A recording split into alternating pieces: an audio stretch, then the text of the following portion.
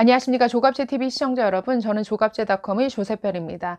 오늘은 2020년 3월 10일 밤 9시를 가리키고 있습니다. 여러분 좀 웃으셔야 될 소식이 있습니다.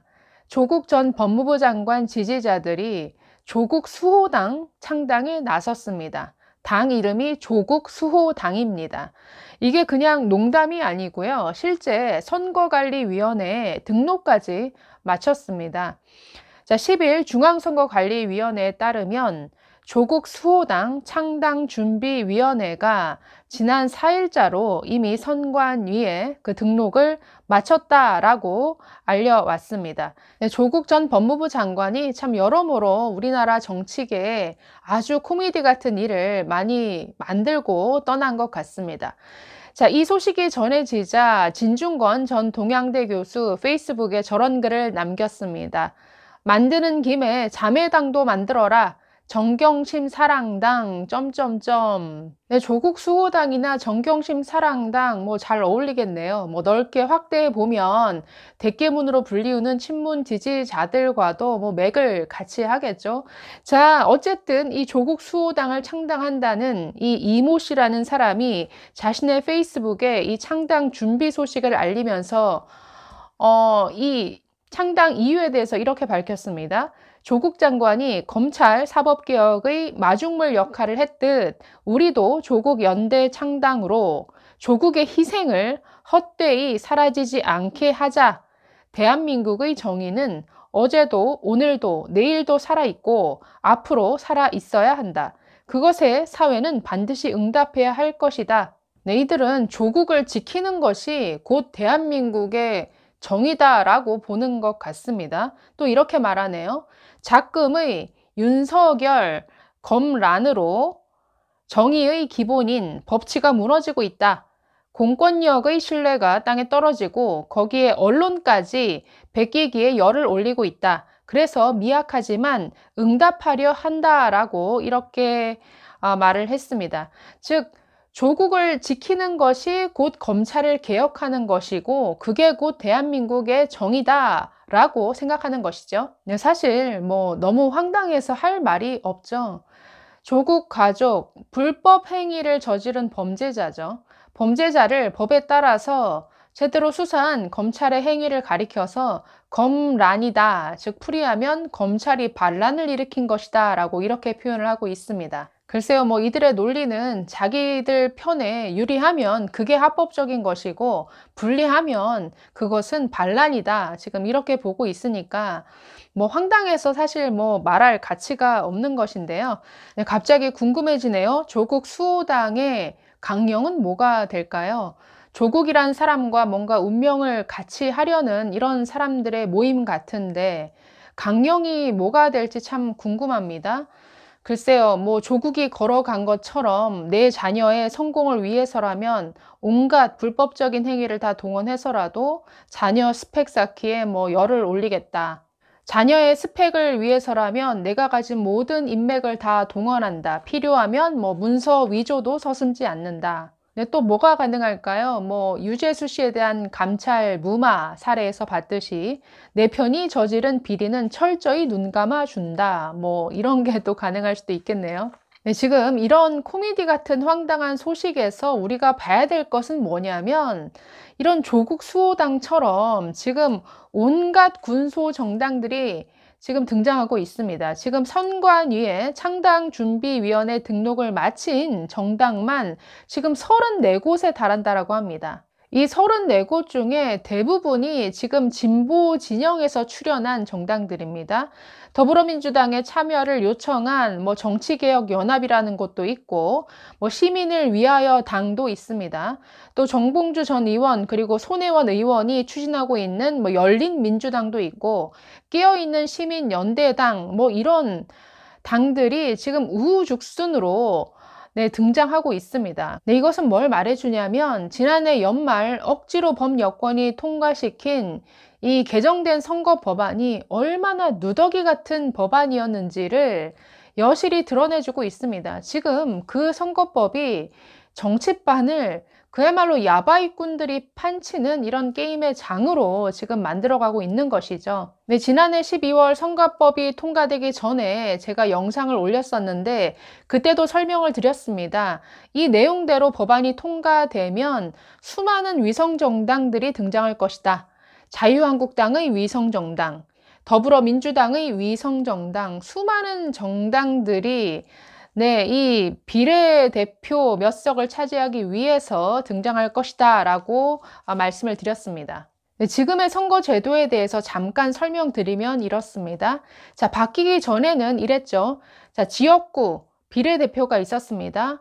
서로 따로따로였죠. 지역구는 지역구대로, 비례대표는 비례대표대로. 그래서 지역구에서는 최다 득표한 사람이 의석수를 가져가는 것이고, 이 비례대표에서는 정당 득표율에 따라서 그 비율대로 의석수를 가져가는 것이었죠. 그래서 지역구와 비례대표는 서로에게 영향을 미치지 않았습니다. 자, 그런데 바뀐 선거제도, 즉 연동형 비례제 하에서는 이 양상이 완전히 달라집니다.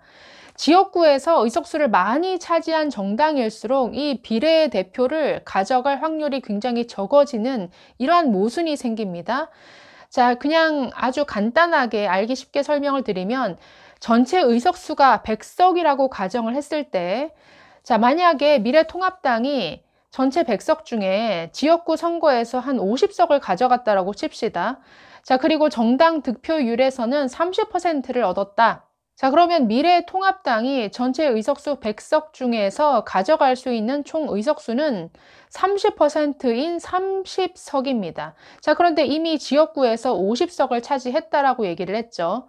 그렇기 때문에 이미 가져갈 수 있는 30석을 초과했기 때문에 비례대표에서는 한 석도 가져갈 수 없는 결과가 되는 것이죠. 자, 제가 아주 굉장히 단순화시켜서 설명을 드렸는데, 지금은 비례대표 47석 중에서 30석에 한해서만 이런 연동률을 적용하니까 사실은 계산은 좀 더 복잡해집니다만은 기본적인 룰은 이와 같다라고 보시면 됩니다. 자, 그렇기 때문에 거대 야당, 거대 여당 입장에서는 굉장히 불리하죠. 그렇기 때문에 비례 전문 당을 만드는 것이죠. 필연적으로 수많은 위성 정당들이 나올 수밖에 없습니다. 미래통합당의 위성 정당, 민주당의 위성 정당이 나올 수밖에 없는 구조입니다. 뿐만 아니라 지역구에서는 한 석도 못 가져가더라도 정당 득표율을 조금만 얻으면 비례대표에서 한 석이라도 건질 수 있기 때문에 이 비례대표를 노리고 지금처럼 수많은 군소 정당들이 등장할 수 있게 되는 것이죠. 네, 그래서 2달 전에도 말씀드렸는데 이 바뀐 선거법은 필연적으로 우리나라 정치판을 완전히 난장판으로 만들 것이다 라고 말씀드렸습니다. 아주 큰 정당과 군소 정당 사이에 아주 정치적 계산 속에서 각종 합종 연횡과 아주 정치적 야합이 판을 치는 이런 세상이 될 것이다 라고 했는데 그대로 되어 가는 것 같습니다. 네, 이 와중에 민주당까지 지금 비례 전문 위성 정당을 만들겠다고 추진하고 있습니다. 명분은 말할 것도 없고 아주 염치가 없는 짓이죠. 네, 원래는 정의당 등과 연대를 해서 범여권 세력으로서 항상 과반수 이상은 차지할 것이다 라는 장밋빛 전망 속에 이 선거법을 통과시켰는데 뜻대로 그렇게 안 되는 것이죠. 네, 미래통합당은 미리 경고를 했었습니다. 선거법을 이런 식으로 강행 처리하면 우리는 반드시 비례대표용 정당을 만들 것이다 경고를 했고 그 경고대로 만든 것인데 당시 민주당 온갖 비난을 했죠. 가짜 정당이다, 위성 정당이다 라고 맹비난을 했는데 이제 슬그머니 자신들이 비례 정당을 만들겠다라고 하면서 명분은 만들면 되지라고 자신들끼리 이렇게 얘기를 하고 있습니다. 네, 이런 민주당을 향해서 진중권 전 동양대 교수는 아주 맹비난을 퍼부었습니다. 네, 페이스북에 친문 심판이라는 제목으로 글을 올렸습니다. 이 글을 통해서 친문 진영이 이제 완전히 썩었다라고 이렇게 비난했습니다. 네, 그러면서 지역구 선거에서는 민주당만 빼고 다른 정당 후보에게 표를 줘야 한다라고 이렇게 주장했습니다. 네, 이분의 글을 한번 읽어보면 이렇습니다. 어차피 친문들은 정의당이나 민생당 없어도 비례정당에 참여할 겁니다. 의원총회나 당원 투표나 요식행위에 불과합니다. 어차피 민주당 의원들 몇 사람만 빼면 그냥 친문 거수기에 불과하거든요. 게다가 당원 투표는 하나마나 옛날 전대협 투표일 테니까요. 모든 게 양정철을 중심으로 한 친문 세력이 미리 짜놓은 시간표에 따라 진행되는 겁니다. 가능하지도 않은 탄핵 시나리오를 명분으로 내세우는 것을 보면 중도층은 버리고 문바들만 데리고 가려는 것 같습니다. 그렇다면 우리도 대응을 해야죠. 정치공학 좋아하는 이들은 원래 민심 따위에는 관심이 없습니다. 선거는 유권자의 마음을 사기보다는 속 들여다 보이는 정치 공작으로 치르는 게 낫다고 생각하거든요. 이것도 옛날 NL 운동권 방식이죠. 아무튼 친문 세력들은 자신들의 꼼수가 유권자들에게 어떻게 비칠지 별로 신경을 안 쓰는 것 같습니다. 라고 이렇게 지적을 합니다. 자, 그러면 어떻게 해야 될까? 그렇다고 너희들이 통합당 찍을 거야? 먼저 이 교만의 토대를 무너뜨려야 합니다. 지역구에서 민주당 빼고 다른 정당의 후보에게 표를 주면 됩니다. 그동안 관성적으로 민주당 후보에게 표를 줘왔는데 이번에는 달라야 합니다. 라고 이렇게 지적했습니다. 그러면서 이렇게 맹비난합니다. 하여튼 친문이 문제다. 조국을 옹호하는 것만 봐도 알 수 있듯이 이들은 정치의식이 완전히 썩었다. 유재수 감찰을 무마하고 지방선거에 개입하고 그것도 모자라서 자신들이 도입한 선거제마저 무력화하려고 한다. 그런 친문에게 이번에는 분명한 경고를 보내야 한다라고 아주 거듭해서 친문을 심판해야 한다라고 강조했습니다. 진중권 씨의 지적은 지금 민주당이 저런 염치 없는 행위를 하는 게 뭐 어떻게 하더라도 친문 지지자들은 우리를 따라올 것이다 라는 이런 믿음을 가지고 추진한다라는 것이죠.